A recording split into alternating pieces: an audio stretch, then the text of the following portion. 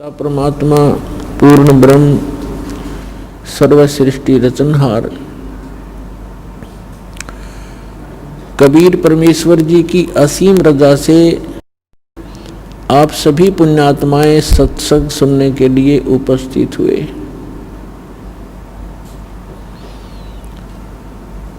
प्रथम तो इस प्राणी को मानव शरीर मिलना सुदुर्लभ है। मानव शरीर प्राप्त प्राणी एक बहुत ही पुण्यकर्मी प्राणी होता है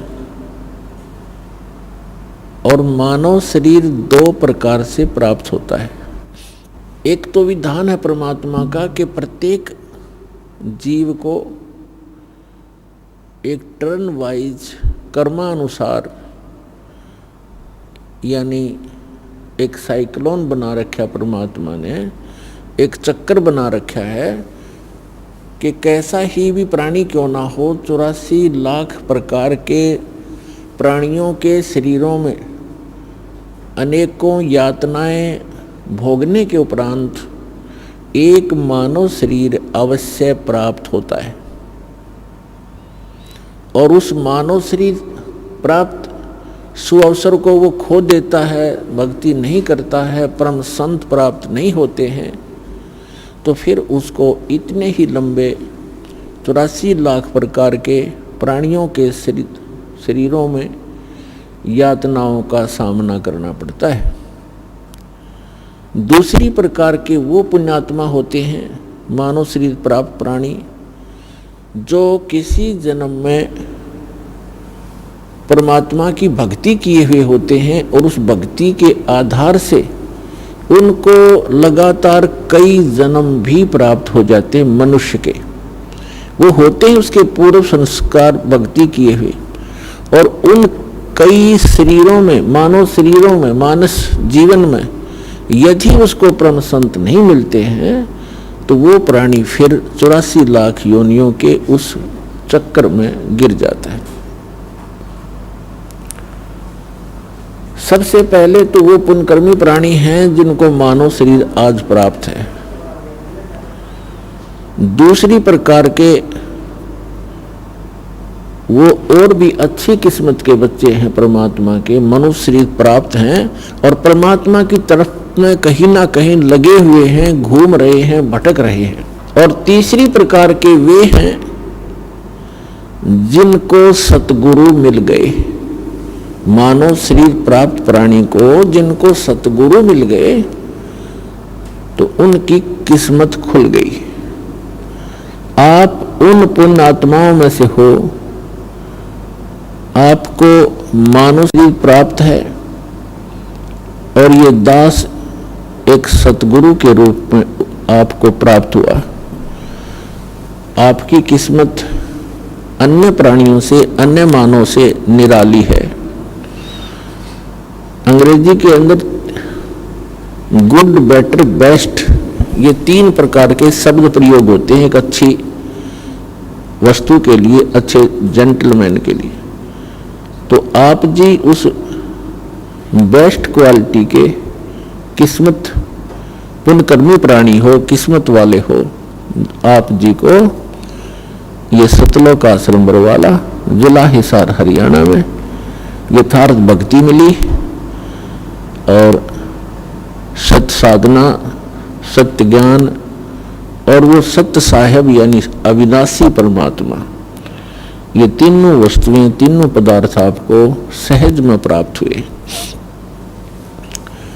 आप परमात्मा के वो हीरे मोती लाल हो जिनके लिए वे स्वयं युगों से भटक रहे हैं, लेकिन आपने काल की भांग घड़ी पी रखी थी जिस कारण से आप और हम सभी उस अपने पिता को पहचान नहीं सके। हमने उनकी उंगली पकड़ी नहीं, हमने इस काल बेईमान की उंगली पकड़ ली अपना पिता जान के, और ये हमें ठगलाया और इसने यहाँ हमें अपने मजदूर बना रखे हैं। और ये ऐसा ठग है, इसने हमारे को इस त्रिगुणमयी माया की भांग पिला दी और जब तक ये नशा हमारा उतरेगा नहीं तब तक हम अपने परमपिता को पहचान ही नहीं सकते। तो सतलोक आश्रम बरवाला, जिला हिसार, हरियाणा के अंदर आप जी को एंटीबायोटिक, ये यथार्थ ज्ञान रूपी प्रवचन, ये यथार्थ ज्ञान समझा सुना के आपकी वो काल की भांग उतारी जाती है। और जिनकी भांग उतरेगी रात को भी आंसू टपकेंगे आपकी आंखों से। हम कहाँ धोखे में जीवन नाश कर रहे थे, हम किसको भगवान मान बैठे थे, हम क्या टारगेट लेकर जी रहे थे, उद्देश्य क्या था हमारे जीने का? एक माया जोड़ना, संपत्ति बनाना, कोठी बनाना, उच्च पोस्ट प्राप्त कर लेना, बैंकों में खूब जमा कर दें घना घना धन, और अगले दिन मृत्यु हो जाती है। वो जोड़ा जाड़ा यहां रह जाता है और उस जोड़ने में, धन इकट्ठा करने में जितने पाप इकट्ठे किए थे वो साथ लद कर चला जाता है और 84 लाख योनियों के अंदर कष्ट पे कष्ट उठाता है। इससे बड़ा धोखा इस प्राणी के साथ और हो नहीं सकता कि मानव शरीर प्राप्त करके और हम केवल डले ढोने पर लगे हुए हैं। संसारिक परंपराओं के लिए ही हम माया इकट्ठा करते हैं।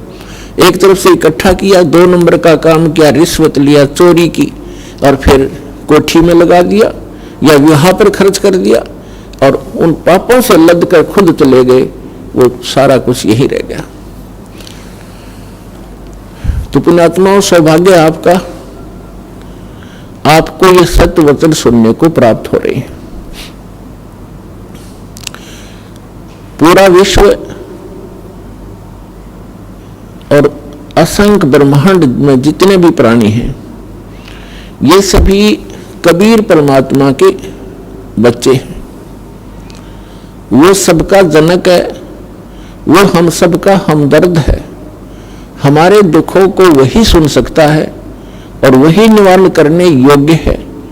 अन्य कोई सक्षम भी नहीं है। हम चाहे किसी के सामने अपनी एप्लीकेशन, अपनी अरदास लगाए बैठे रहें, जो काम मुख्यमंत्री सतर का हो और हम अरदास लगाते हैं पटवारी के सामने, तो हमारे जैसा मूर्ख नहीं तो सारी उम्र लगाए बैठे रहे वहां दरखास्त, वो कुछ नहीं कर पाएगा।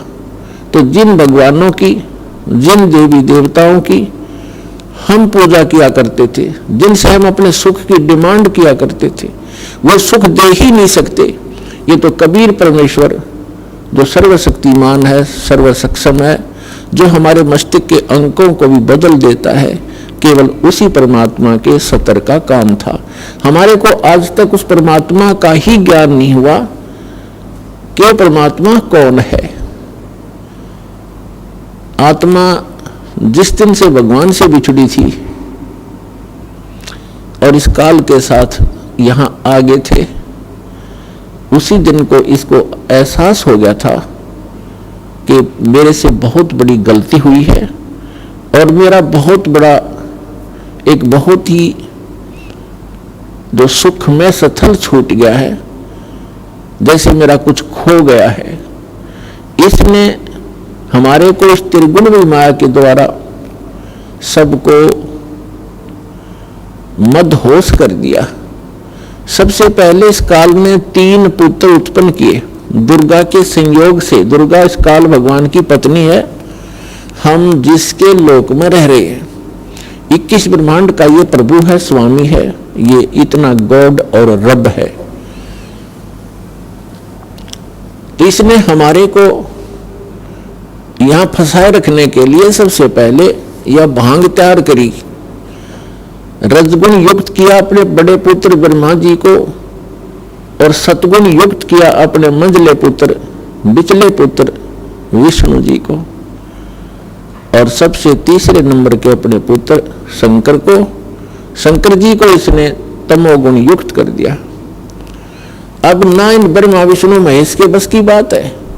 जैसे मिर्च है, अब मिर्च बना दी, अब मिर्च का क्या दोष है, उसमें वो गुण ही ऐसा है।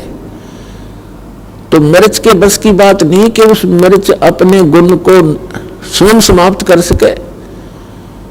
इसी प्रकार ये तीनों देवता भले ही अपने लोकों में रहते हैं, ऊपर के ऊपर अपनी इनकी तीनों की अलग से राजधानियां हैं, वहां से बैठकर ये तीन लोक के प्राणियों को, पृथ्वी लोक, ऊपर स्वर्ग लोक और नीचे पाताल लोक के, इन तीनों लोकों के प्राणियों को ये प्रभावित कर रहे हैं। ये इनके इंचार्ज बना रखे हैं। ये तीन मंत्री समझो, एक एक विभाग के, रजोगुण विभाग के ब्रह्मा जी, सतोगुण विभाग के विष्णु जी और तमोगुण विभाग के ये शंकर जी। अब जैसे रसोई के अंदर मिर्चों का छोंक लगाया जाता है, मूल वस्तु साकार रूप में रसोई के अंदर है मिर्च और सब्जी, और उस मिर्चों की वहां से निकली हुई वो सूक्ष्म तरंग, उसका जो प्रभाव अन्य कक्षों में, अन्य रूम्स में बैठे हुए प्राणियों को, घर के सदस्यों को भी प्रभावित कर रही है और उनको छींकें आनी शुरू हो जाती हैं। तो उन व्यक्तियों की बस की बात नहीं कि वे छींकों को रोक सकें। तो पुण्यात्माओं, आप और हमको, इंक्लूडिंग ब्रह्मा विष्णु महेश जी को, इस काल भगवान ने हमारे को विवश करके यहां रखा हुआ है। ब्रह्मा विष्णु महेश जी के शरीरों से वो किरण निकलती है, वो तरंगें निकलती हैं, और हम तीन लोक के प्राणियों को वो छींकें आ रही हैं। कौन कौन सी छींकें हैं? काम, क्रोध, मोह, लोभ, अहंकार की। और इनको रोकना आपके बस की बात नहीं है। इसका विकल्प बताया परमात्मा ने, एक अल्टरनेट बताया है कि सतगुरु की खोज करो, और सतगुरु कौन होगा, सतगुरु की पहचान क्या होगी, ये हमारे सभी सदग्रंथ भी बताते हैं। सतगुरु की सबसे पहली पहचान बताई है कबीर परमात्मा जी ने अपनी प्यारी आत्मा धर्मदास जी को, कि जो संत मम सत शब्द दृढ़ावे, वा के संग सब राड बढ़ावे। ऐसी संत महंतन की करनी, और धर्मदास में तो से वर्णी। पहली पहचान बताई है कि जो मेरा प्यारा हंस, मेरा भेजा हुआ दास, जिसको मैं सतगुरु बनाकर भेजूंगा। सतगुरु का अर्थ होता है सच्चा ज्ञान प्रदान करने वाला, और सच्ची ही साधना उसके पास हो, और वो अधिकारी हो उस नाम के दान करने का, सभी मर्यादाओं का उस वो पालन करता हो, जैसे सभी कंडीशन पूरी हो, तो वो सतगुरु होता है। और वो हम मेरे सच्चे ज्ञान का जो प्रचार करता है, जैसे कबीर पंथ तो अनगिन है, कबीर पंथ के अंदर गुरु अनगिन है और सभी प्रचार करते हैं, किसी का कोई विरोध विवाद नहीं है। हरिदास ने जिस दिन से सच्चा ज्ञान प्रारंभ किया है, उसी दिन से हर तरफ से विरोध प्रारंभ हो गया था। लेकिन परमात्मा साथ होता है तो विरोध लास्ट में व्यर्थ ही होता है उन लोगों का, और फिर उनको पछताने के अतिरिक्त कुछ भी हाथ नहीं लगता। ये तो पहली पहचान बताई है। फिर दूसरी बताई है कि सतगुरु के लक्षण कहूं मधुरे बैन विनोद, 4 वेद 6 शास्त्र वो कहे 18 बोध। सतगुरु का दूसरा लक्षण बताया है कि वो एक विशेष ज्ञान प्रदान करता है और सर्व सदग्रंथों को आधार मानकर अपना ज्ञान प्रचार करता है। सभी सदग्रंथों का, सभी धर्मों के मूल ज्ञान का वो ज्ञाता होता है। फिर श्रीमद् भगवद गीता के अंदर चौथे अध्याय के 34वें श्लोक में और चौथे अध्याय के 32वें श्लोक में एक विशेष प्रमाण दिया है। गीता ज्ञानदाता ये ब्रह्म है, श्री ब्रह्मा, श्री विष्णु, श्री शिव जी के पूज्य पिताजी हैं ये, और इन तीनों की माता दुर्गा है। तो इसके लोक में हम रह रहे हैं, ये काल है, इसको श्राप लगा हुआ है। 1 लाख मानव शरीरधारी प्राणियों के सूक्ष्म शरीर को इसके 21वें ब्रह्मांड में एक तपस्या है, जो एक बहुत गुप्त स्थान है। इसके अतिरिक्त यहाँ का प्राणी वहाँ कोई नहीं पहुँच सकता। ऐसे गुप्त स्थान पर इसने ये अपना जो है एक भोजनालय बना रखा है। तो 1 लाख मानव शरीरधारी प्राणियों के सूक्ष्म शरीरों को वहाँ तपस्या, एक बहुत बड़ी तई है पत्थर की, अपने आप ऑटोमेटिक गर्म रहती है, और उसके ऊपर डाल दिए जाते हैं। उनके अंदर से निकाल कर वो सूक्ष्म गंध को जो प्रत्येक प्राणी सारे जीवन में आहार करता है। आप देखते हो यहाँ चलो रोटी भोजन काजू किस्म सेब संतरे हलवे खीर भी आदमी खाओ, अच्छी बात है। इसके अतिरिक्त और बहुत गुना कबाड़ हमें खिलाता है। ये कोई सुल्फा पीता है, कोई भुक्की पीता है, कोई शराब पीता है, कोई तम्बाकू का आदी है, कोई पान खा रहा है, पेचर पेचर कर रहा है। ये कोई खाने की चीज है? मानव आहार है ये। तो ये क्यों करवाता है? इसलिए करवाता है यार, इनको इतने प्रबल होकर लग जाते हैं, कभी छूटती नहीं, छूटने ये मन नहीं देता। और मन कौन है? स्वयं ज्योत निरंजन, ये काल है, 21 ब्रह्मांड का स्वामी। तो जीव कैसे इससे बाहर हो सकता है, कैसे छोड़ सकता है विकारों को? इस निरंजन का बाप मिले, इस निरंजन से भी शक्तिशाली समरस मिलेगा, तब ये मन हटने लगेगा, तब ये दूर भागेगा, तब ये प्राणी विकारों को छोड़ सकेगा। मन को परमात्मा ही रोक सकता है। तो वो परमात्मा समर्थ कबीर परमेश्वर है। तो ये जो सब कुबाड़ हमें खिलाता है, अपने लिए ये मसाला तैयार करता है आपके माध्यम से। फिर जिसने ज्यादा विकार कर रखे हैं उसमें से इसको ज्यादा आनंद आता है, और उसको तपस्या पर ज्यादा समय तक भुना जाता है, ताकि उसमें से सब गंध निकाल लिया जाए। जीव मरता नहीं, सूक्ष्म शरीर सुरक्षित रहता है, उसमें पीड़ा घनी होती है। सूक्ष्म शरीर के अंदर इन सभी प्राणियों को, मानव शरीरधारी प्राणियों के 1 लाख मानव शरीरधारी प्राणियों को तपस्या के ऊपर ये उनको बुरी तरह तपाता है। और जैसे खील बुनते हैं, चटक पटक करते हैं, ऐसे करते हो प्राणी चटक पटक, और उनमें से सब गंध को निकाल कर फिर उनको भेज देता है, उड़ा देता है। कोई टाइम फिक्स कर रखा है ऑटोमेटिक। फिर ये प्राणी अपने कर्मानुसार धर्मराज के दरबार में पंक्ति में खड़े हो जाते हैं। अपने नेक्स्ट लाइफ के लिए क्या आदेश होगा इसका। फिर कर्मानुसार जिसने गधा बनना गधा बनो, राजा बनना राजा बनो, देव बनना स्वर्ग में जाओ, और 83 लाख योनियों का संस्कार है तो वहां भटको और धक्के खाओ। इसने अपना उल्लू सीधा करने के लिए आप जी को यहां रोक रखा। तो इस यहां जो हमें एक चौथे अध्याय के 32वें श्लोक में और श्रीमद् भगवद गीता अध्याय 4 के श्लोक 32 और 34 में एक विशेष ज्ञान दिया है। गीता ज्ञान दाता ये ब्रह्म है, ये काल है। गीता अध्याय नंबर 11 के श्लोक नंबर 32 में स्वयं स्वीकार करता है कि अर्जुन मैं काल हूं और इन सभी लोगों को खाने के लिए अब प्रवृत्त हुआ हूं। यदि श्री कृष्ण बोल रहे होते गीता का ज्ञान तो ये नहीं कहते कि मैं अब प्रवृत्त हुआ हूं, अब आया हूं। श्री कृष्ण जी तो अर्जुन के साथ पहले ही विद्वान थे। तो ये जो काल है ये श्री कृष्ण में प्रवेश करके और गीता जी का ज्ञान बोल रहा है। तो इसने गीता के 18 अध्याय बोल दिए, 700 श्लोक बता दिए। उसके बाद इसने गीता अध्याय नंबर 4 के श्लोक नंबर 32 में एक विशेष हिंट दिया है।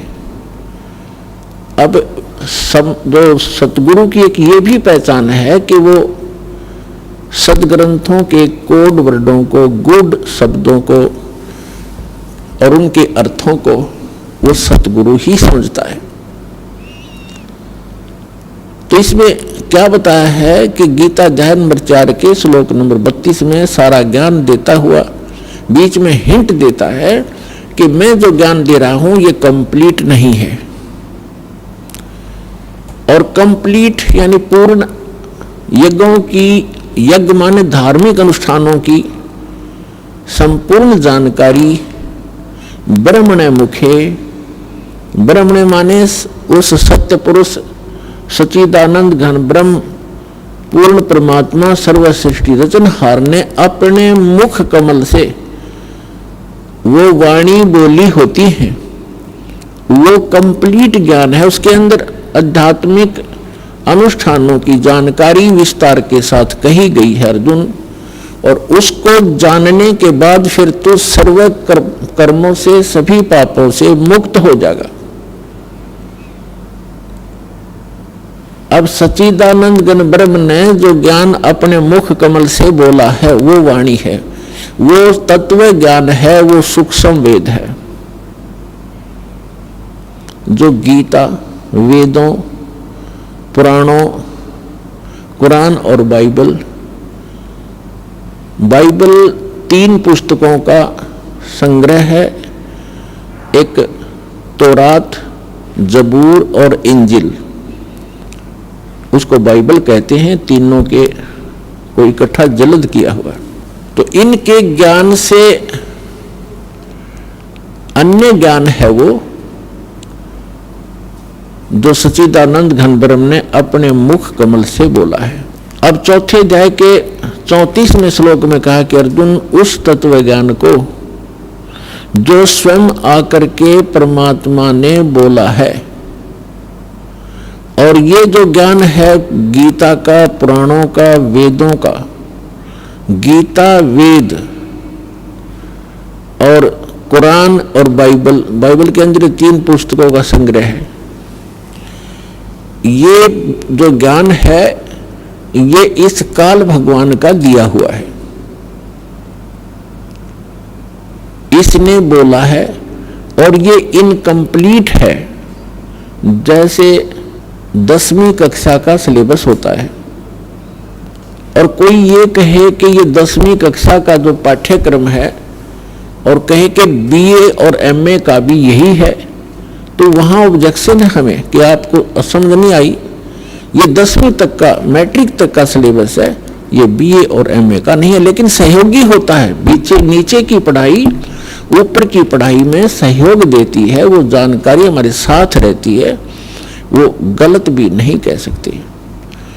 जैसे एक भक्त ने किसी से डिस्कस करते हुए इस ज्ञान के आधार से उसने कहा, तो किसी ने कहा कि वेद और गीता को आप इनकम्प्लीट क्यों बताते हैं आपके गुरुजी। उसने उदाहरण दिया कि जैसे आपने आसी में एक बोर्ड पढ़ लिया जिस पे एरो लगा हुआ था और वहां लिखा था बरवाला, आगे लिखा था 35 किलोमीटर। आपने गलती से उस बोर्ड पर लिखे बरवाला को हांसी को बरवाला मानकर आप यहीं बैठ गए। आगे भी पढ़ो इस पे क्या लिखा है कि 35 किलोमीटर, वो भी पढ़े। तो इसी प्रकार इन सभी पुराणों में, इन सभी ग्रंथों में जो आज तक हमारे पास उपलब्ध रहे हैं, इनमें उस पूर्ण परमात्मा की जानकारी दे रखी है। जैसे यजुर्वेद अध्याय नंबर 40 के मंत्र 15 में वेद ज्ञानदाता कहता है कि वायु अनिलम अचिदम भस्मांतम शरीरम ओम कर्तो समर किलबे समर और कर्तम समर। अब ये वेद ज्ञानदाता वही है जो गीता ज्ञानदाता है। गीता अध्याय नंबर 8 के श्लोक नंबर 13 में ये गीता ज्ञानदाता कहता है ओम इति एकाक्षरम ब्रह्म विहारण माम अनुस्मरण ये परियाति तदंदेहम सयाति परमाम गतिम। मुझ ब्रह्म का केवल एक ओम अक्षर है, नथिंग एल्स, इसके अतिरिक्त कुछ नहीं, और मेरा जाप नहीं है। और जो अंतिम श्वास तक यानी मरते दम तक इसकी स्मरण करता हुआ शरीर छोड़कर जाता है, वो ब्रह्म से, ओम से मिलने वाली जो आध्यात्मिक गति है, वो परम गति है इसकी, वो प्राप्त होती है। ओम से, ओम ब्रह्म का जाप है और इसके जाप से, इसकी भक्ति से कहाँ जाएगा? ब्रह्मलोक में।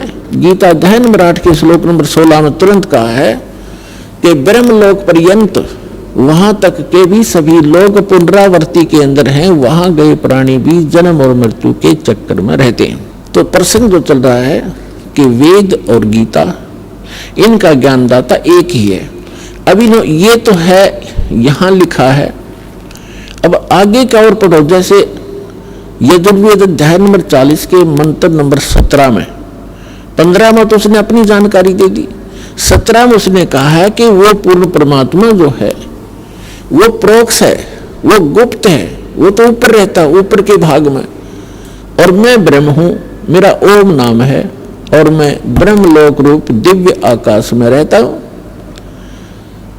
तो इस 80 के बोर्ड पे बरवाला पढ़ के आपने संतोष नहीं करना चाहिए था। आगे भी देखो 35 किलोमीटर और भी लिखा है, 40 किलोमीटर जो भी लिखा है। तो इससे अगला भी एक श्लोक है, इसमें भी देखिएगा, यजुर्वेद अध्याय नंबर 40 के मंत्र नंबर 17 में उसकी जानकारी है। आप बैठ गए, ये ऋषि महर्षि जितने फेल हुए हैं ये इसी कारण से है कि इनको सतगुरु नहीं मिले। गुरु बिन काहु न पाया ज्ञान, जो थोथा बुस छड़े मूड किसाना। गुरु बिन वेद पढ़े जो प्राणी, समझ न सार रहे अज्ञानी। ये जितने भी विश्व के आज तक ऋषि महर्षि मंडलेश्वर ये सब इनकम्प्लीट ज्ञान रखते थे अपनी आत्माओं। एक मोटा सा उदाहरण है, आप कोई मोबाइल नंबर मिलाते हो टेलीफोन नंबर किसी से, और उसमें एक अंक कम रह गया आपका, तो पता नहीं कहां मिलेगा जाकर, आपका काम सरा नहीं। इसी प्रकार ये अध्यात्म मार्ग है, इसमें जरा भी इनकम्प्लीशन कहीं रह गई तो वो आपका सारा प्रयत्न व्यर्थ होगा। इसलिए पूर्ण संत, पूर्ण ज्ञान और पूर्ण भगवान, और फिर शिष्य भी पूरा हो, तब जाकर के ये बात बनेगी, आपका कल्याण होगा। तो प्रसंग वो चल रहा है, गीता ज्ञान दाता चौथे अध्याय के 32वें श्लोक में बता रहा है कि मैं उस कंप्लीट स्पिरिचुअल नॉलेज से परिचित नहीं हूं, संपूर्ण अध्यात्म ज्ञान से परिचित नहीं हूं, और वो ज्ञान है कंप्लीट जो परमात्मा ने स्वयं आकर अपने मुख से बोला है। वो सूक्ष्म वेद है, वो कबीर वाणी है। फिर चौथे अध्याय के 34वें श्लोक में कहा कि अर्जुन, उस तत्व ज्ञान को किसी तत्वदर्शी संतों के पास जाकर समझ, उनको दंडवत प्रणाम करने से, कपट छोड़कर प्रसन्न करने से, सरलतापूर्वक, तो वो तत्वदर्शी संत तुझे उस तत्व ज्ञान का उपदेश करेंगे। इससे सिद्ध हो गया कि गीता जी के अंदर वो ज्ञान नहीं है जो तत्व ज्ञान है, जिसको हम सूक्ष्म वेद बोलते हैं। अब तत्वदर्शी संत की पहचान बताई है गीता अध्याय नंबर 15 के श्लोक नंबर 1 में। उसमें क्या बताया है कि ऊर्ध्व मूलम अधः शाखम अश्वत्थम प्राहु अवम छंदासी यस्य पर्णानि ये तम वेद सवेदवित। ये संसार रूपी उल्टा लटका हुआ पीपल का वृक्ष है, एक दृढ़, और पत्ते आदि इसके विभाग हैं, पार्ट्स हैं। और जो संत इस संसार रूपी उल्टे लटके हुए वृक्ष के सभी विभागों को भिन्न भिन्न बताएगा, स वेदवित। वेदवित माने वो तत्व ज्ञान से परिचित है, वो वेद के तात्पर्य को जानने वाला है, अर्थात वो तत्वदर्शी संत है। तो पुण्यात्मा, जिस समय परमेश्वर, वैसे तो ये परमेश्वर हमारे लिए भटक रहे हैं, जिस दिन से हम अपने पिता को छोड़कर आए थे, इनको तो मालूम था कि इनके लिए बूंदी बनेगी, बुरा बनेगा इनके साथ, लेकिन क्या करे बाप, जब बेटा बेटी अपनी बकवादों पर स्वयं ही जा मरे कहीं पर। जैसे पुण्यात्माओं, हमने ऐसी भारी गलती कर रखी है, जो हमें सजाएं यहाँ मिल रही है, कुत्ते गधे बना के सिर में कीड़े पड़े, टांग टूट जाए, भुगत कर मरे, किसी का कैंसर होगी, किसी का बेटा मर गया, किसी की बेटी मर गई, खुद को बुरा हाल हो रहा है। तो ये सजाएं हमारे लिए थोड़ी हैं जो गलती हम कर चुके हैं। आपकी जब जितनी भांग उतरती चली जाएगी, नशा कम होगा यहाँ के अज्ञान का और इस काल भगवान का, उस समय आपको ये दास के एक एक वचन हृदय में लगेंगे जाके, और ये लगेंगे आपके अंदर के उस फोड़ेंगे आपको, जो आपके अंदर एक जमा हो गया गंध, अज्ञान, हमें पता नहीं था, तो ये आपको फिर पता लगेगा। फिर उतना ही आप में कसक बढ़ती चली जाएगी। हमने सतलोक में सारे सुख थे। जितने भी नकली संत हैं आज तक का किसी का इतिहास उठाकर देख लो, वेदों के जानकार विद्वान क्या लावें और परमात्मा को निराकार बतावें। धिक्कार है सिर्फ ऋषि और महर्षियों को और मंडलेश्वर संतों को। वेदों में साकार है, नर आकार है, परमात्मा ऊपर के लोक में रहता है, वहां से गति करके आता है और अपनी अच्छी आत्माओं को ज्ञान प्रचार के लिए, ज्ञान देने के लिए आता है। ऐसे बाइबल के अंदर उत्पत्ति ग्रंथ में स्पष्ट किया है कि परमात्मा ने 6 दिन में सृष्टि रची और उसने छठे दिन मानव को रचा और उसको अपने जैसा रचा, अपने स्वरूप के अनुसार उसकी उत्पत्ति की, नर और नारी करके उसको उत्पन्न किया। तो कैसा है भगवान? सारा ईसाई समाज कहता है गॉड इज फॉर्मलेस, कोई बात हुई, परमात्मा निराकार है।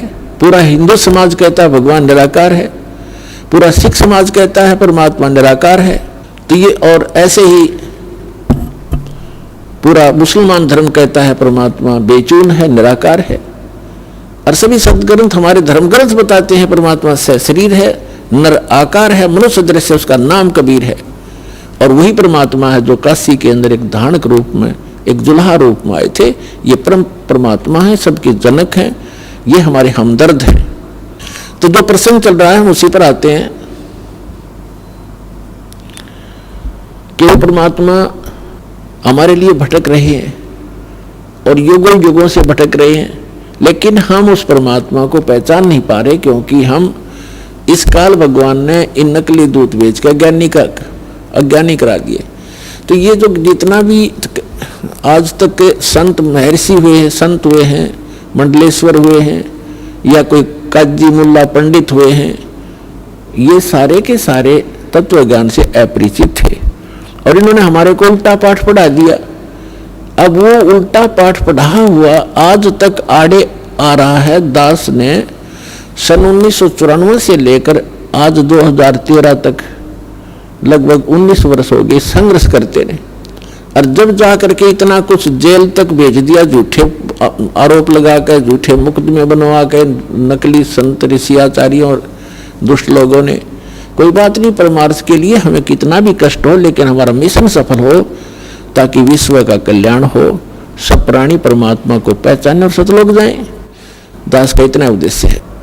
तो यहाँ और धिक्कार है उनको, बाइबल के पढ़ने वालों को, जो परमात्मा को बॉडीलेस उसको फॉर्मलेस बताते, उसका कोई आकार नहीं। ऐसे धिक्कार है कुरान शरीफ के पढ़ने वालों को, निराकार बताते। और सूरत फुरकानी 25 आयत 52 से 59 में स्पष्ट किया है कि वो परमात्मा कबीर है, और जिस परमात्मा ने 6 दिन में सृष्टि रची, 7वां दिन आसमान और जमीन के बीच में जो कुछ है सबको उत्पन्न किया, और फिर तख्त पर जा विराजा। तख्त माने सिंहासन। जैसे हम पढ़ा करते इतिहास में कि दिल्ली के तख्त पर 12 वर्ष की आयु में अकबर राजगद्दी पर बैठा। दिल्ली के तख्त पर, तख्त माने सिंहासन। तो ऐसे ही वेदों में लिखा है कि परमात्मा देखने में राजा के समान है, वो सिंहासन पर बैठा है, ऊपर के लोक में धूलोक के 3रे पृष्ठ पर। तो पुण्यात्माओं, तो यहाँ वही प्रश्न आता है कि गुरु बिन काहु न पाया ज्ञाना, जो थोथा बुछड़े मूड किसाना। गुरु बिन वेद पढ़े जो प्राणी, समझे न सार रहे अज्ञानी। तो पुण्यात्माओं, जब आपको ये ज्ञान समझ में आओगा कि 21 ब्रह्मांड में कोई सतगुरु नहीं है वर्तमान में इस दास के अतिरिक्त, इसको अभिमान समझो, अर्थे सच्चा ज्ञान समझो, और कुछ दिनों में समझ में आ जाएगी। क्योंकि दास ने सभी महापुरुषों के अनुभव पढ़े और प्रत्येक धर्म के धर्म ग्रंथ पढ़े। प्रत्येक धर्म ग्रंथ वर्तमान के जितने भी मार्गदर्शक हैं अपने ही सदग्रंथों से अपरिचित, वो खाक गुरु है, गुरु खाक सतगुरु है वह। और सतगुरु से नीचे कोई अपनी जो है ना पोस्ट नहीं बताता, सतगुरु से नीचे कोई बात नहीं करते, सभी बोले श्रद्धालु कहते हमारे सतगुरु हैं। तो सतगुरु का जब ज्ञान होगा तब आपको पता चलेगा कि सतगुरु किसे कहते हैं। तो उसके लिए परिचय कराया जा रहा है। तो जैसे प्रसंग एक पॉइंट को पुण्यात्माओं आपके हृदय में जमाने के लिए एक बिंदु पर बहुत से उदाहरण दिए जाते हैं, तब जाकर के आपका अंदर का मैल, वो अज्ञान खुरचा जाता है। और उसको खुरच के ही, जैसे समझदार पेंटर जो होता है, पुराने पेंट ने खूब तारेगा, 20-20 बार रेग मारना पड़े भले उसको, तभी वो ओरिजिनल पेंट ठहरेगा उस पर, ना टिकने ना दे, उसने पापड़ी पाट जा। तो इसलिए दास सोचता है, को पता है कि जब तक पुराने रंग को नहीं उतारा जाएगा तो नेक्स्ट टिक ही नहीं सकता। तो यहाँ जो प्रसंग चल रहा है कि गीता अध्याय नंबर 15 के श्लोक नंबर 1 में कहा है कि ऊर्ध्व मूलम अधः शाखम अश्वत्थम प्राहु अवम छंदासी यस्य प्रणानी यतम वेद स वेदवित। उल्टा लटका हुआ, ऊपर को मूल जड़ है, नीचे को तीनों गुण रूपी शाखा है। ये एक संसार रूपी वृक्ष कहा गया है और इसके पत्ते आदि सब इसके विभाग हैं, छंद हैं। और जो संत इसके सभी विभागों को जानता है वो तत्वदर्शी संत है। बिल्कुल सबसे बेस्ट पहचान बता दी। ये भी एक, इन पहचानों में से एक, ये भी एक विशेष पहचान है। अब जब परमात्मा अपने नियमानुसार प्रत्येक युग में आते हैं, अच्छी आत्माओं को मिलते हैं, जैसे कलयुग के अंदर किन किन महापुरुषों को मिले, आदरणीय धर्मदास साहिब जी को, आदरणीय मुलुकदास साहिब जी को, आदरणीय नानक साहिब जी को, नानक देव साहिब जी को, आदरणीय दादू दास साहिब जी को, आदरणीय गरीबदास साहिब जी को, गांव छुड़ाने जिला झज्जर हरियाणा वाले को, आदरणीय घीसा दास साहिब जी को, गांव खेखड़ा, अब जिला बागपत बताते हैं, पहले मेरठ था, और उत्तर प्रदेश वाले को, और आदरणीय स्वामी रामानंद जी काशी वाले को। उस समय स्वामी रामानंद जी पंडित वर्ण में जन्मे थे।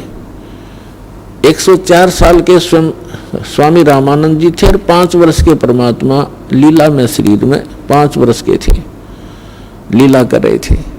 एक 5 वर्ष के बालक रूप में उपस्थित परमेश्वर ने 104 वर्ष के पंडित की गिग्गी बांध दी ज्ञान में। चारों वेदों का ज्ञाता माना जाता था, पुराणों का मर्मज ज्ञाता, गीता और वेदों को कहते हैं, बड़ा अच्छी तरह जाना स्वामी रामानंद जी ने। जब परमात्मा के सामने उस ज्ञान से, मालिक ने जब ज्ञान उनसे प्रसन्न किए और स्वामी जी फेल हो गए, और फिर कहा कि आपका सारा ज्ञान मुझे समझ में आ रहा है, लेकिन मैं समाधिस्थ होता हूँ, मेरी समाधि बहुत दूर तक जाती है।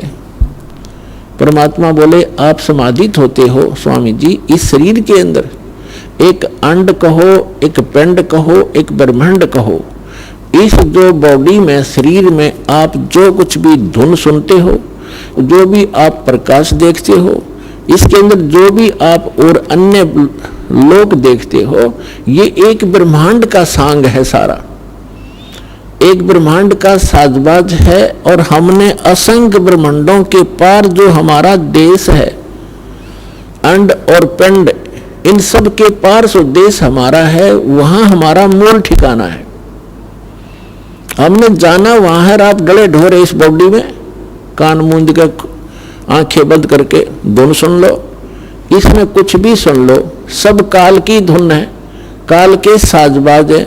और इस काल भगवान ने ऊपर के लोगों की नकल कर रखी है जो सतलोक के अंदर है। तो यहां हमारे को धोखा देकर, मिसगाइड करके, भ्रमित करके, अज्ञानी बना के इसने रोक रखा है। अब सतगुरु आए दया करी, सतगुरु आए दया करी, ऐसे दीन दयाले, बंदी छोड़ वृत्तास का जठरग्नि प्रतिपाले। सतगुरु आए दया करी। गरीबदास जी महाराज को जो जिन महापुरुषों का दास ने अभी रेफरेंस दिया है कि जिन पुण्यात्माओं को परमात्मा आकर मिले, जो उनका एक विधान है प्रत्येक युग में, तो उनमें से आदरणीय गरीबदास साहिब जी गांव छुड़ानी जिला झज्जर वाले को विशेष ज्ञान दिया। पहले के महापुरुषों को धर्मदास जी को विशेष ज्ञान दिया था, उसके बाद फिर अन्य महापुरुषों को भी जैसे आदरणीय नानक साहिब जी को भी ज्ञान दिया, और उनका जो विशेष ज्ञान था वो संग्रह नहीं हो सका। एक उनका विशेष ज्ञान था प्राण संगली के अंदर, उसमें बहुत से अध्याय जो यथार्थता से भरे हुए थे वो छोड़ दिए गए और ना गुरु ग्रंथ साहिब में लिए गए। वो कारण भले कुछ भी रहा हो, वो ज्ञान उनको भी सही मिला था, क्योंकि परमात्मा परिचित कराए थे नानक जी को, सतलोक लेकर गए थे, फिर वापस छोड़ा था, लेकिन वो ज्ञान कंप्लीट नहीं मिला। अब गुरु ग्रंथ साहिब को संग्रह करते समय जो पांचवें गुरु अर्जुन देव जी थे, सिख गुरु, उनका दृष्टिकोण ये रहा कि जैसे भाई बाला वाली जन्म साखी में, समुद्र की साखी में एक प्रमाण आता है कि समुद्र बालाजी ने और मर्दाना जी जो उनके साथ विशेष सेवक रहते थे, उन्होंने प्रार्थना की कि हे भगवान हमें श्रीलंका की सैर कराओ। तो उन्होंने कहा आंखें बंद करो, आंखें बंद करके खोली तो समुद्र के किनारे खड़े थे, और फिर कहा नानक साहब जी ने कि मेरे साथ समुद्र के ऊपर आ जाओ, मेरे पीछे पीछे चल पड़ो। तीनों ऐसे चल पड़े जैसे थल पर चलते हैं, और साथ में यह भी कहा कि तुम वाहिगुरु जपते रहना। और नानक साहब जी उस सतनाम का जाप कर रहे थे 2 अक्षर का। तो मर्दाना ने सोचा कि गुरुजी तो ये 2 अक्षर का नाम जाप कर रहे हैं, जिसमें एक ओम है, एक तत् सांकेतिक है। तो मर्दाना जी को शंका हुई कि हमने भी गुरुजी जो जप रहे, हमें जपना चाहिए इस मंत्र को। तो मर्दाना भी वो 2 अक्षर के मंत्र का जाप करने लग गया, तो वो डूबने लग गया, गोते खान लग गया, डूबा डूबा। तब नानक साहिब जी ने देखा और कहा मर्दाना तो ये मेरी नकल मत कर, तेरे को जो मैंने आदेश दिया उसी का जाप कर। तो यहां पूरे सिख समाज के उन गुरुओं के हृदय में यह बात समा गई कि गुरु नानक देव जी ने इस सतनाम का जो 2 अक्षर का नाम है, इसके जाप करने की सख्त मनाही कर दी। यदि कोई जाप करेगा तो उसको गुरु जी की आज्ञा की अवहेलना हो जाएगी और घना दुख हो जाएगा, जैसे मर्दाना मर जाता, डूब जाता। उन्होंने बचा लिया। तो ये दृष्टिकोण रहा गुरु ग्रंथ साहिब के अंदर जो वाणी संग्रह करते समय, जिनमें ये मंत्र नानक साहिब जी ने प्राण संगली का अर्थ ही होता है, प्राण माने श्वास, श्वास के द्वारा के ऊपर पूरा विवेचन दिया हुआ था। जैसे कबीर साहब कहते श्वास उश्वास में नाम जपो, व्यर्था श्वास मत खो, ना जाने इस श्वास को आवड़ हो कि ना हो।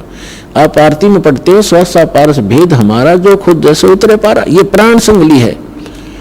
इसका विस्तार से वर्णन किया था दोनों मंत्रों का, लेकिन तीसरे मंत्र की फटक किसी को नहीं लगने दी, किसी भी महापुरुष ने सतनाम का। तो यहाँ एक लीला थी उनकी। जैसे हम भाई बाला वाली जन्म साखी को पढ़ते हैं, उसमें एक बार बालाजी बता रहे हैं कि गुरु नानक देव जी ऊपर गए, जहाँ तख्त के ऊपर सिंहासन के ऊपर निरंकार बैठा था, और वहां नानक देव जी से उन्होंने पूछा कि आपको हमने भेजा था सच्चा ज्ञान प्रचार करने के लिए और सतनाम प्रचार के लिए, तो क्या किया? तो नानक साहब जी ने कहा कि जहां जहां आपकी आज्ञा हुई वहां वहां सतनाम का प्रचार किया, और आगे जहां आपकी आज्ञा होगी वहीं करूंगा। तो इन महापुरुषों को सबको हिदायत दी थी कि धर्मदास जी को कबीर परमात्मा ने कहा था, धर्मदास मेरी लाख दुहाई, और ये मूल मंत्र, ये मूल नाम, सार शब्द और मूल ज्ञान ये है जो दास के पास उपलब्ध है। ये मूल ज्ञान है और मूल मंत्र है। तो उस समय इन सभी महापुरुषों को मना कर दिया था, तो आप स्वयं जाप कर सकते हो, मोक्ष प्राप्त करो, और इनका एक एफिडेविट अपनी अमृतवाणी में लिख देना। अब देखो परमात्मा की लीला। यदि आज हम भाई बाला वाली जन्म साखी के अंदर ये प्रमाण नहीं जानते, नहीं पढ़ते और नहीं मिलता हमें, तो बाकी तो गुरु ग्रंथ साहिब के अंदर ये मंत्र छोड़ ही नहीं रखा, वो वाणी संग्रह नहीं की। तो परमात्मा कहते हैं हम सोच छिद्र मैं करूं अपने जन के काज, तो हमारे लिए एक ऐसा प्रमाण रख दिया जैसे मिटाया नहीं मिट सकता। यो इसको कोई नकारा नहीं कर सकते कि नानक साहब जी सतनाम कौन सा जाप करते थे, और जिस नाम के जाप करने से उन महापुरुषों का मोक्ष हुआ है, उसी से आप सब और हम का मोक्ष होगा, और किसी मंत्र से नहीं हो सकता, चाहे कितना जाप करो अन्य मंत्र का। अब वाहिगुरु और सतनाम क्या चीज है? सतनाम तो सच्चा नाम जिसका 2 अक्षर का मंत्र है, और वाहिगुरु जैसे वाह वाह वाह कहते ना, किसी एक अच्छी वस्तु को देखकर हर्ष में निकलता वाह तेरे की, वाह तेरे की, और एक आश्चर्यजनक शब्द है ये। जब परमात्मा सत्य पुरुष एक जिंदा महात्मा के रूप में आकर बेई नदी से नानक जी साहिब जी को, गुरु नानक देव साहिब जी को सतलोक लेकर गए, तो वहां जाकर के परमात्मा को देखा एक सिंहासन पर विराजमान, और पूरा जो वहां की जो पृथ्वी है वो भी तेजों में है, और वहां सदाबहार वृक्ष हैं, सदाबहार पेड़ पौधे, और दूधों की दरिया बहती हैं, दहियों की दरिया बहती हैं, सारे पदार्थ वहां पर अथाह हैं। तो सिंहासन पर बैठे भगवान को देखा, तब परमात्मा ने कहा कि जाओ बच्चा, आपका सतनाम से यहाँ आना होगा। नानक साहिब जी ने कहा था मुझे यहीं रख लो भगवान। तब उनको कहा था कि आपकी जो भक्ति शक्ति है वो क्षीण हो चुकी है, आप इस बैटरी को फिर से चार्ज करो, मैं ऐसा मंत्र दूंगा जिससे आप फिर धनी बनोगे भक्ति का। और वो सतनाम है 2 अक्षर का सतनाम, जिसमें एक ओम है एक तत् है, जो दास बताएगा कोड वर्ड है। और उस मंत्र को काशी में आकर प्राप्त करना, मैं वहां जुलाहे के रूप में आपको मिलूंगा। और तीसरे दिन नानक साहिब जी को ऊपर के सारा नजारा दिखा के सचखंड और सतलोक का सतपुरुष ने वापस छोड़ दिया, तीसरे दिन बेई नदी पर ही। उसके बाद पहली उदासी नानक साहिब जी की बनारस की थी। अब इस बात की जांच करते हुए कि जो ज्ञान मुझे प्राप्त हुआ है ये किसी अन्य संत के पास भी है कि नहीं, तो जगह जगह वो जो भी संत का बोलबाला उन्होंने रास्ते में सुना, पैदल जाया करते थे, पहले कोई साधन था ही नहीं, तो प्रत्येक के साथ गोष्ठी की और यही प्रश्न किया कि ब्रह्मा विष्णु महेश के माता पिता कौन है। जो मंडलेश्वर मिलते थे, जो गीता और वेदों के ज्ञाता कहलाते थे, उन्होंने एक 7 श्लोक सिलेक्ट किए थे गीता के, सप्त श्लोक की गीता कहलाती थी। तो उनसे प्रश्न करते थे कि गीता ज्ञानदाता जैसे 18वें अध्याय के 62वें श्लोक में अपने से में किस परमात्मा की शरण में जाने को कह रहा है वो बताओ। और गीता अध्याय नंबर 8 के श्लोक नंबर 5 में और 7 में तो अपने विषय में कह रहा है, 8 और 10 में वो किसके विषय में कह रहा है, उसकी भक्ति करोगे उसको प्राप्त होगे। इस तरह के प्रश्न करते हुए किसी के पास कोई जवाब नहीं था, तो बनारस में पहुंचे, काशी में। तो वहां जब देखा जाकर के कि जिस परमेश्वर को सचखंड में देखा था और जिंदा महात्मा के रूप में देखा था, वही धानक रूप में जुल्हे रूप में कपड़ा बुन रहा है। अब जिसने आंखों देख रखा वो भूल पड़ सकती है उसको। तब उन्होंने कहा था, फाई सूरत मुल्क की वेश ए ठगवाड़ा ठगी देश खरा सियाणा बहुता बार, ये धानक रूप रहा करता। तो यहां जो वाहिगुरु के ऊपर बात आई थी, तो तब गरीबदास साहिब जी को भी परमात्मा मिले थे। उन्होंने कहा है कि झांकी वेख कबीर की, झांकी वेख कबीर की झांकी, जैसे आप 26 जनवरी पर प्रत्येक प्रांत की झांकी देखते हो, यानी उसके अंदर जो भी डेवलपमेंट और जो भी कोई कार्य है, कोई अच्छे मंदिर हैं, कोई गुरुद्वारे हैं, या कोई अच्छी फैक्ट्री लगा रखी है, कोई दरिया बह रही है, या कोई अच्छा कोई हॉस्पिटल बना रखा, तो सबके मॉडल बनाते हैं और उसमें रख देते हैं। तो उनको सब बैठे हुए लोग देखते हैं, तो उनको झांकी कहते हैं कि ये पंजाब प्रदेश की झांकी, ये हरियाणा प्रदेश की झांकी आप देख रहे हो, झांकी यानी वो सारा दृश्य नजारा। तो क्या बताया गरीबदास साहिब जी ने कहा कि झांकी वे कबीर की, नानक की तीवा अरवा सिखा का गल पड़ी, वो कौन छुटा हुआ था, यानी ये वाहे वाहे वाह चिरे की, और फिर नीचे आए कि ओहो वाह वाहे वाहे गुरु, ये तो वही है जो ऊपर देखा था, ये है सच्चा गुरु वाहे गुरु। और सतनाम मिले, सतनाम, ये सतनाम 2 अक्षर का। तो तब उन्होंने ये कोड वर्ड रखे थे, किसी को बताए नहीं, ये बताने नहीं होते, इसलिए इसको सतनाम कहा जाता है। तो नानक साहिब जी कह रहे थे वाहिगुरु सतनाम वाहिगुरु, और परमात्मा ने मना कर दिया था कि प्यारी आत्मा अभी इसको डिस्क्लोज ना करना, सतनाम को, मेरी महिमा का गुणगान करते रहो। जो भी पुण्यात्मा मेरी महिमा का भी गुणगान करेंगे उनका भी साथ दूंगा मैं। और अभी नहीं, पिछली पीढ़ी जब आएगी सबको शिक्षित किया जाएगा एक विशेष, क्योंकि कलयुग नाम इसका क्यों रखा कि इसमें सब मशीनरी कामयाब होंगी, मालिक देगा वो विधि और बुद्धि, और तब ये बच्चे मुझे पहचान पाएंगे। अभी आप कहोगे सारा कुछ कह सुन दोगे तो ये नकाल के दूत आने हैं, जैसे राधा स्वामी, धन धन सतगुरु, निरंकारी, आसाराम, सुधांशुर, ये सारे इस काल तक के ही ज्ञान का प्रचार करते, नाम लेते सचखंड और सतलोक का, ये राधा स्वामी, धन धन सतगुरु, धनोद वाला, वो ताराचंद, और ये ठाकुर जी जितने राधा स्वामी पंथ से निकले हुए ब्रांच हैं, दिल्ली वाले, कृपाल मिशन, ये सारे एक कुएं का पानी है ये।